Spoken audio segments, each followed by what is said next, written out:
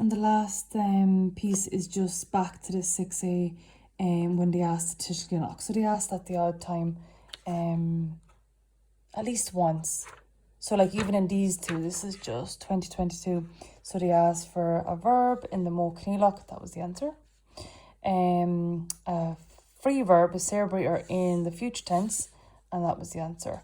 And then the next one, it goes free verb, I'm sure Kocha. There was 2 options as an answer there. And then they want the Tuiseal ginideach, and they want the bonage ginideach, uha. So they want the feminine singular form of it. Okay, so we're just going to run through those notes now. They were all the answers. There's loads of different versions of it. Yeah, so the Tuiseal ginideach. So the first thing you need to understand is these 4 words. So Firinch ginideach is masculine and bonage ginideach is feminine. So you always want to know like if a word is masculine or feminine. That's really going to help with, you know, finding this Tuiseal ginideach. So you know yourself, if the last, you look at a word, like just say I take the word, mala, bag. You look at the last vowel, wherever it is. Sometimes it's usually not the very last letter. So wherever the last vowel is, it just happens to be this one. If the last vowel is broad, which is is a broad vowel, A-O-U, then it's masculine. Okay, so this word is a masculine word. Or if I take a word like skull, okay, let's see, we have 2 vowels here, but this is the last vowel in this word. So if the last vowel is slender, what I mean by that is it ends in I or E. It's usually I and rarely CE, but then it's feminine. So I always, you know, do these really big and draw like a big kind of fat man beside them. And then I draw my I little really skinny. It is a skinny letter anyway, and draw like a skinny woman. That kind of helps my students remember which one's masculine and feminine. Yeah, so that will help. Uha is singular and ulra is plural. So the first thing you want to know is, how do you know if a word is in the Tuiseal ginideach? So you will see a few different things. There'll be like a few little extra letters into it. So sometimes we have a added to the end of it. So if you take the word gaeltach, you know, sometimes we say gaeltacha, or technoliacht, technology, technoliachta. So yeah, we just have this random a added on to the end. You're like, why is that there? So that's the Tuiseal ginideach. Sometimes we add e to the end of it, like skull changes to skulla, and that's the Tuiseal ginideach happening as well. And then sometimes we slenderize the word, and what I might mean by that is we put I not at the end, but like near the end of like the second last letter, the third last letter. And when we do that, sometimes we have to take out some broad letters, because you know that phrase quail a quail, land a land. So broad. We couldn't have a broad vowel and a slender vowel together. The other thing is sometimes we add an E at the end and an I near the end, so it's kind of like these 2 together. This rarely happens, but sometimes we broaden the words. We take out like letters. And then EACH changes to AI for that as well. There's other little things, but they're the main ones. Yeah, so you'll see the word. Okay, it is a word. It's a noun, a person, place, or thing doing something a little bit different. Extra letter or 2 in it. Second thing that's going to help is knowing when do we actually do this. Like when do we write skull, when do we write skulla? So it depends on a couple of little things. After egg verbs. So that's why we say Pella's football, but I gave her Pella. Okay, we've just added an extra E there. Where are we? Because it's after an egg verb. When 2 nouns come together, now that's going to be the main one that you'll see in your reading comprehensions. So like mala is bag, skull is school, mala skulla, school bag. Yeah, so that comes up a good bit. And sometimes we'll have like a little na in between words or an on in between words.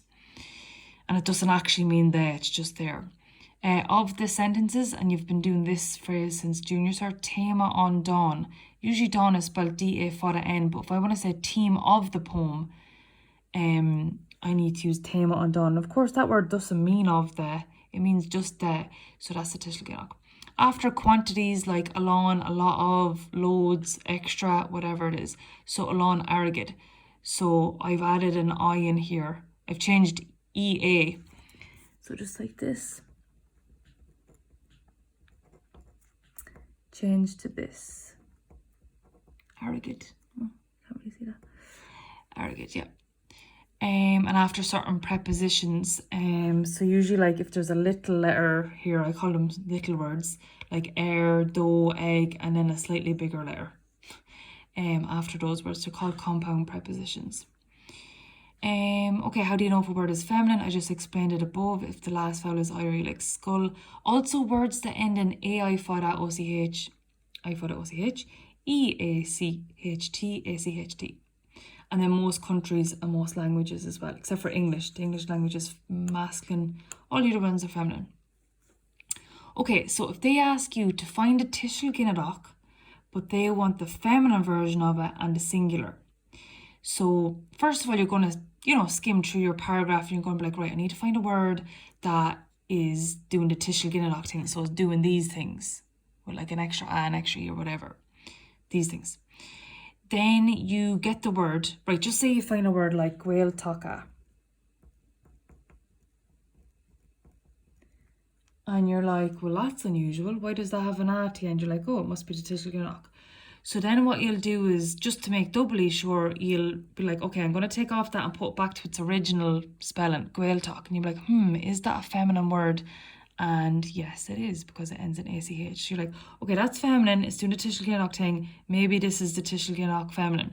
So the last thing that will confirm this first is it should have na in front of it. Now, na, like obviously, that means the word they in the plural, like namuntori, the teachers. But that's not doing the actual plural thing at all. It just means they singular. So that's how we know that that word is in the Tuiseal ginideach, bonan ginideach. Yeah, so that's it. And here are some examples that I just found in the exam papers.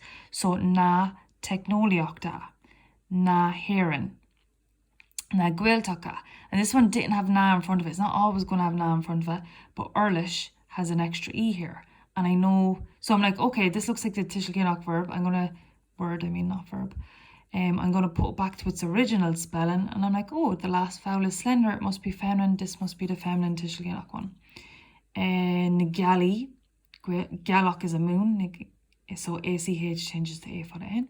Egshola foshnesha. The quidnashina, we have the na here as well. I know this word is feminine because the last vowel is I, last vowel is I. Okay. Some other ones in the noleg, eraja, crina. Okay, the other one that comes up lots is the Tuiseal ginideach again, but the masculine one. So yeah, you're just finding the word in the Tuiseal ginideach. So let's see, this is an I, an I, an I, an E, an I, an extra I, so on and so forth. So how do I know if this word is masculine version and not the feminine one? Well, the first thing is you're not going to be using the na like you did in the last one. You'll be using on. Whether it's masculine or, sorry, not masculine, whether it's plural or singular, you'll be using on and then a H on the word. So that is a common thing that you'll see, on and H, on and, well, this one can't get H. So it depends really. On and H, on and H, on and H. So yeah, that's the first thing.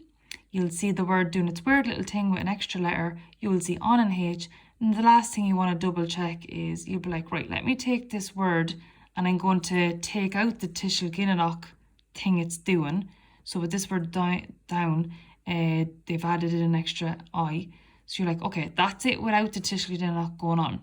And I'm like, right, what's the last vowel? The last vowel is broad, so that's masculine. So, you'll try and figure out the gender of the word as well. Like, let me take clug. Right, with clug, they have, this is the original spelling of it, clug. So they've added in an I, and because it's the Tuiseal ginideach, there's the on and the H. So I'm like, okay, last vowel is broad, it's masculine word. So that's how we figured it out. Then this comes up the odd time, the Tuiseal ginideach ulra. And how you'll know what this is doing is you'll see na plus an uru. Okay, so the feminine one is na without the uru. Plural, not got to do with genders, just plural, is na plus an uru. So na mon, na nrokti, na jangaka. Okay, it doesn't come up that much, but just have a quick look at it. So yeah, that is the Tuiseal ginideach. Hopefully it is, easy enough for you to find. And just remember, you might be looking for more than word. Tuiseal ginideach happens the whole time. So if they ask you to pick out Tuiseal ginideach and you're like, oh my God, I see loads of different ones, there could be loads of different answers, okay?